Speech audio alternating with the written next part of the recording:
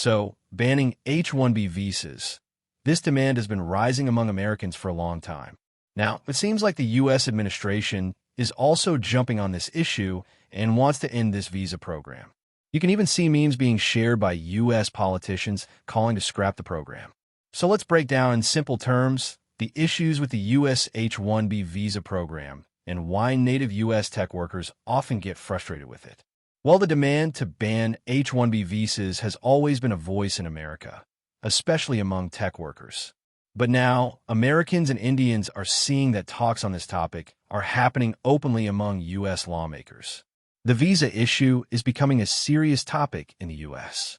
For those who don't know, the H-1B visa is a non-immigrant visa that allows U.S. companies to temporarily hire foreign workers in specialty occupations. If you think about it, this visa idea isn't a bad thing. It aims to fill critical labor shortages in specialized fields like science, technology, engineering, math, IT, and more. But now here's the problem. The H-1B visa program isn't just a visa for specialized labor anymore. It has basically become Indians' entry visa. If you look at the numbers, more than 70% of these visas have been going to Indians for a long time. This system is being heavily abused by Indians to enter the U.S. Now here, I'm not debating whether they're skilled or not. That's your personal opinion.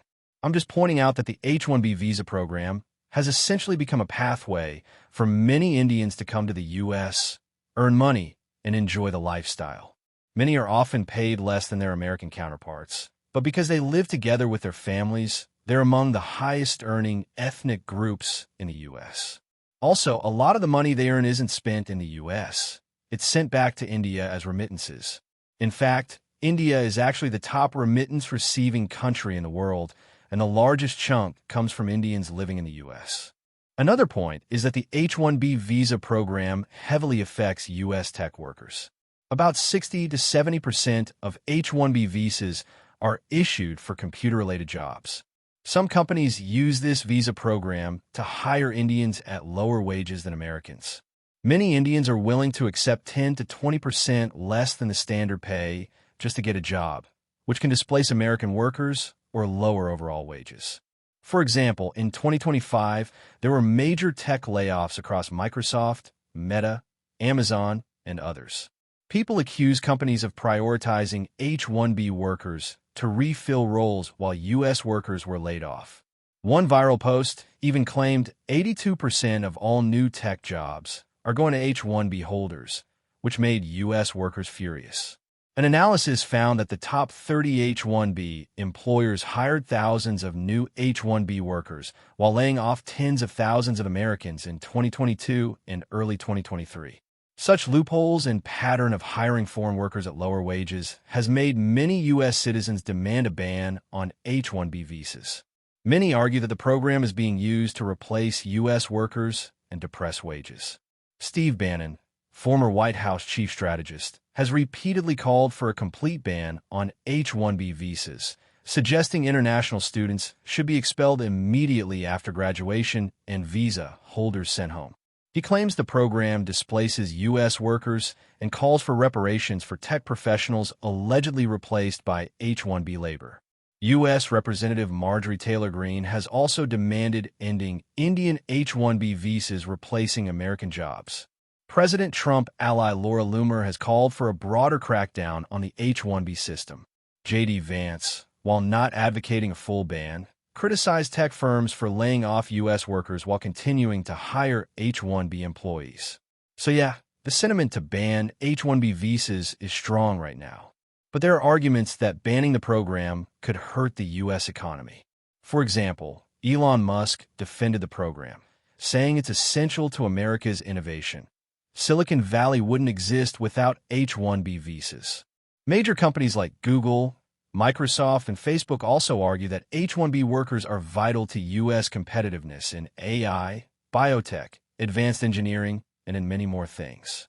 Also, while a significant portion of the money earned by Indian Americans is sent back to India as remittances, they still make substantial contributions to the U.S. economy. paying an estimated 5 to 6% of all U.S. income taxes, despite comprising only 1.5% of the U.S. population. Now, if the U.S. administration genuinely considers banning the H-1B visa or significantly restricting Indian nationals from acquiring the program, it might be seen as a bold America First move. Such a decision could prioritize American workers, reduce job outsourcing, and create more employment opportunities for U.S. citizens. However, on the other hand, this step could cause significant disruption in the U.S. Let me explain why. Well, in today's tech landscape, a substantial portion of the U.S. tech workforce, especially in Silicon Valley, is composed of workers from India. While some of them may not have been as skilled when they first arrived, but over the years, they've gained invaluable expertise. Many Indians working in U.S. tech firms now possess a high level of skill and deep knowledge of how these companies operate. Now, hypothetically, if President Trump or any future president announced that H-1B visa workers would be banned and deported back to India, the result would be a massive loss of knowledge. This would undoubtedly create problems for U.S. companies in the future. Furthermore, as U.S. companies lose their experienced workforce, alternative talent could emerge, potentially shifting the global tech balance.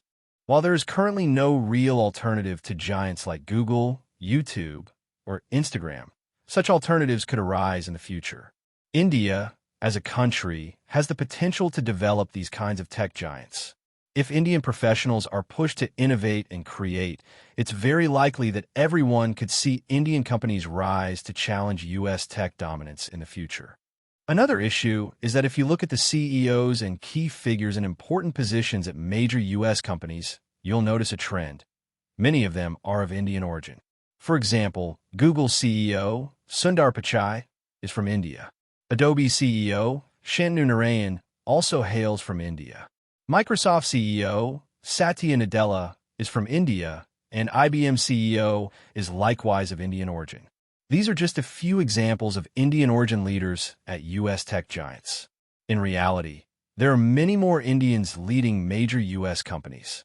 Clearly, Indians dominate top positions in U.S. companies. Now, if all these Indian origin leaders were suddenly replaced, the stock prices of these companies could fall drastically. Consumers might lose confidence, and this would directly affect the functioning of U.S. companies. U.S. companies may also face increased costs as they attempt to recruit, train, and retain domestic workers who may not yet have the necessary experience. At present, many U.S. companies are deeply engaged with India, to such levels that even considering such a move would be extremely risky.